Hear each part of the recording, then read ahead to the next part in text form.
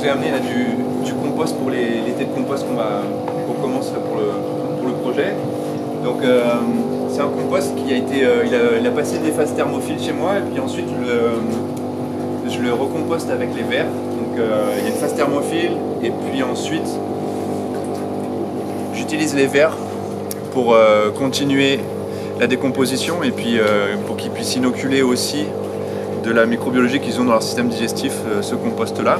Donc on peut voir là par rapport à d'autres composts on voit particulièrement beaucoup d'ifs de champignons.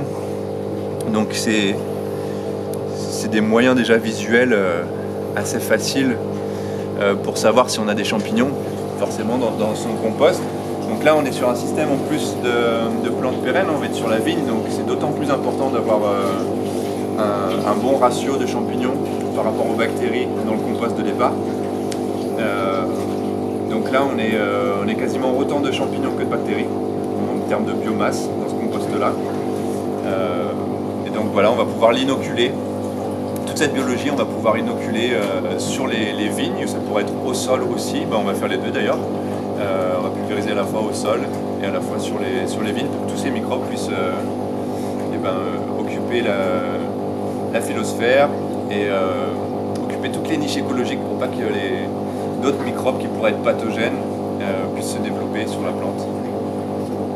Excellent. Donc, voilà, c'est un bon point de départ là. C'est un des points clés vraiment pour toutes ces méthodes-là, c'est la qualité du compost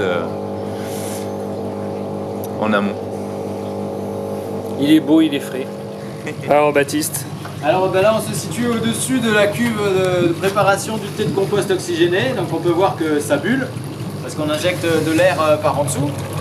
On peut voir que c'est très concentré, et ça je m'attendais pas à ce que ce soit si concentré, c'est vraiment aucune transparence. Là on a déjà extrait les 3 quarts, je suis en train de faire le 3e quart des quantités de compost qu'on veut mettre dans 160 litres d'eau pour le premier traitement. Et donc là l'extraction, le compost que vous avez vu, on l'a transféré dans ce sac avec une maille de 400 microns. Et après avoir humidifié le sac au préalable, on applique un petit massage pour les micro-organismes pour qu'ils se sentent en forme et détendus pour leur voyage. Voilà. Il s'agit de palper pour extraire un maximum de compost, mais de façon douce, sans non plus...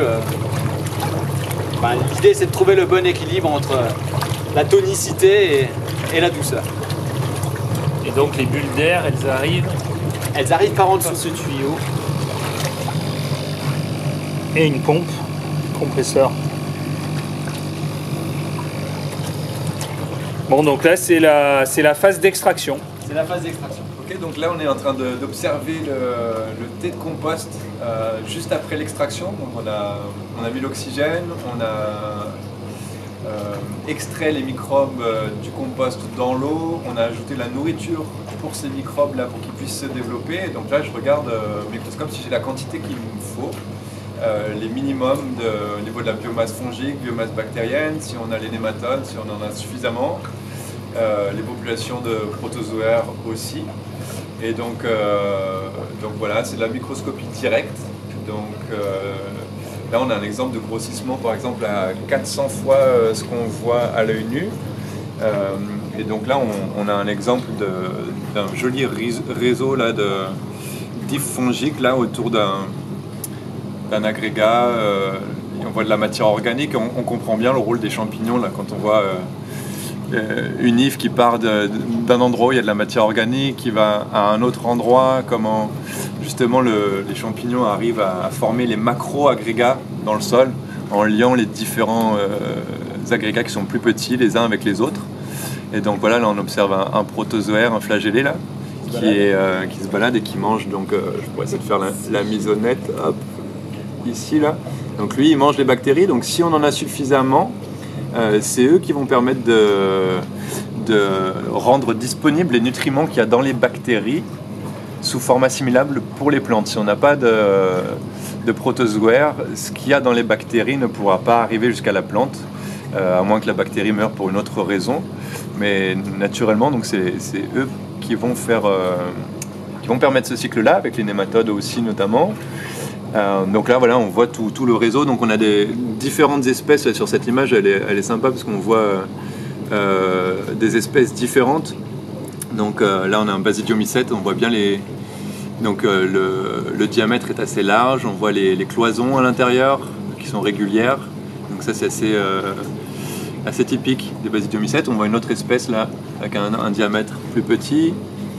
Et donc en fait dans les thés de compost, si on a mis une nourriture qui correspond aux champignons, là on va voir les ifs en fait qui vont s'allonger.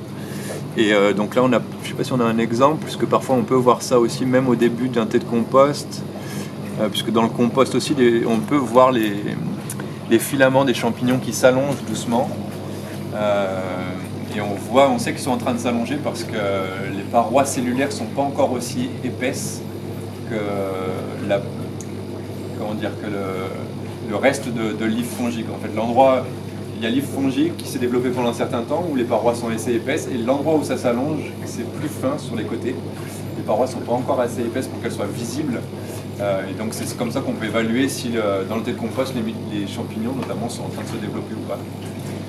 Donc voilà, c'est un fabuleux petit monde là à découvrir, et c'est assez passionnant. Donc on va pouvoir contrôler l'évolution. On reviendra demain matin, faire un test et puis voir de combien on a gagné en termes d'activité biologique. Et ça nous permettra de calibrer la quantité de thé de compost qu'on doit apporter sur nos parcelles, et aussi la quantité de compost qu'on doit apporter pour fabriquer notre TCO.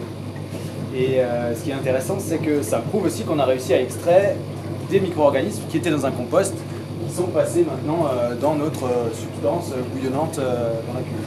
Ouais. C'est toujours un peu le challenge de savoir la quantité. Et là, c'est l'avantage, l'intérêt d'avoir le microscope, on peut savoir.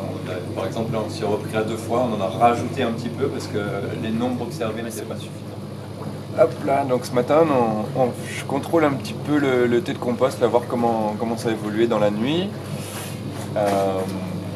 Et donc là, simplement en regardant, je regarde le nombre de nématodes, les populations de nématodes qui sont présentes. Et là, donc on en a un fongivore qui est là, et donc qui se balade tranquillement. Donc lui, il fait partie des organismes donc, qui sont importants dans les prédateurs pour pouvoir donc manger les champignons, pour celui-là en tout cas, et libérer du coup les nutriments que le champignon est allé chercher sous une forme assimilable par les plantes. Donc ils sont super importants. On a souvent dans les sols agricoles des problèmes de nématodes, phytoparasites, phytophages. Et c'est aussi en augmentant le nombre de nématodes bénéfiques que la pression des phytoparasites va diminuer. Donc ils sont vraiment importants. Ils contribuent aussi à la structure du sol, puisqu'ils font partie des plus gros organismes, micro-organismes qu'on a dans le sol. Donc ils contribuent aussi au passage de l'air dans le sol, à la filtration de l'eau, etc. Donc voilà, ça fait partie des microbes qui sont sympas à regarder, qui se déplacent un petit peu comme des petits vers, là, comme un peu des petits serpents. Alors celui-là il a bien mangé, donc il ne bouge pas très vite. Et est-ce que ce nématode il peut se nourrir par exemple du champignon qui est à l'origine de l'oïdium? Est-ce qu'il peut se nourrir d'un partie de champignon qui est plus implanté à la surface de la feuille que dans le sol? Je ne saurais pas dire si vraiment il est capable de prendre le dessus. Là, dans les composts, c'est plus le processus de compostage qui va neutraliser ce genre de problématique-là. L'idée, donc, c'est d'avoir un maximum d'organismes bénéfiques qui vont occuper la place pour empêcher que l'oïdium arrive et que surtout les champignons bénéfiques qui puissent prendre le dessus sur celui-là. Ok, c'est plus. Et même l'empêcher d'arriver, du coup, c'est vraiment ça l'objectif. La niche plus que la prédation. Ouais, mais certainement qu'il est capable, oui, de manger ceci, de grignoter grignoter un peu les effets fongiques de ce champignon-là. Là, il se demande en train d'attaquer un peu. Ouais, ça se demandait, c'est pas forcément évident de voir. Alors ils ont une lance en fait dans la bouche qu'ils peuvent propulser et qui leur permettent de percer la paroi cellulaire des champignons, des ifs fongiques.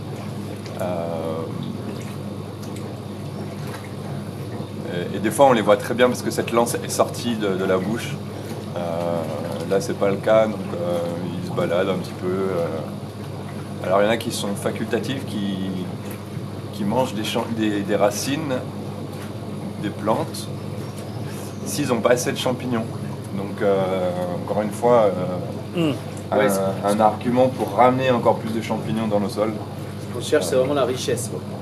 La diversité et puis un équilibre entre les biomasses fongiques et les biomasses bactériennes, quoi. Ça c'est vraiment important en plus de tous ces prédateurs-là qui ont un rôle vraiment fondamental là, pour ce cycle des nutriments. C'est vraiment important. On peut avoir de bonnes populations de champignons, de bonnes populations de bactéries, mais s'il manque les prédateurs, les nutriments que vont aller chercher ces organismes-là ne vont pas pouvoir se retrouver assimilables par les plantes, qui sont vraiment importants. Eh bien, ça annonce une bonne journée. Et derrière, donc, on a notre cuve de thé de compost oxygéné après 24 heures d'oxygénation. Voilà, on va la laisser encore un peu buller. Ça fait pas exactement 24 heures encore, mais on n'est pas loin. Et d'ici 1 heure ou 2, on fera les premières pulvérisations de cette préparation sur nos 3 sites ici au château pour Garmiros. Allez, ben on se retrouve là-bas alors. On a sélectionné sur le domaine 3 parcelles pour l'expérimentation thé de compost oxygéné. Et donc là on est sur l'une d'elles, donc c'est le bourrelet, c'est un mourvèdre. Et on a sélectionné donc 2 autres parcelles, un vermentino au travers et un merlot au grand faubourg. Alors dans chacune de ces parcelles, on a isolé une placette sur laquelle on va faire aucun traitement biocide et sur laquelle on va appliquer le thé de compost oxygéné. Alors ici par exemple, donc c'est tout ce secteur-là qui est délimité. C'est 9 rangs qui sont isolés pour faire ce traitement au thé de compost oxygéné. Et là-bas où on a les marques, les 3 piquets marqués en orange, donc là, il y a 9 souches qui ne seront pas traitées du tout. Donc ça, c'est des témoins zéro. Donc ni traitement biocide, ni traitement biophile. Voilà. Et on va étudier sur toute la saison cette année. Et l'année prochaine, le comportement des vignes et leur réaction à ce type de traitement. Et là, on est au mois d'avril. Il fait très beau. Mais on voit qu'il n'y a pas encore de feuilles. Donc on est au stade... pointe verte, enfin, les bourgeons sont vraiment en train de finir de gonfler et vont très bientôt éclore.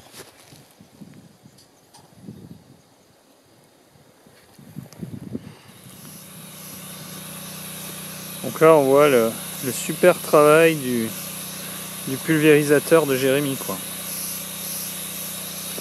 Évidemment c'est mieux que la machine à dos. Donc là c'est la pulvérisation du thé de compost oxygéné.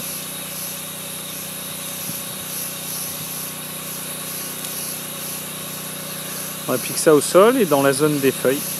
Pour l'instant et la zone des bourgeons. On est au mois d'avril.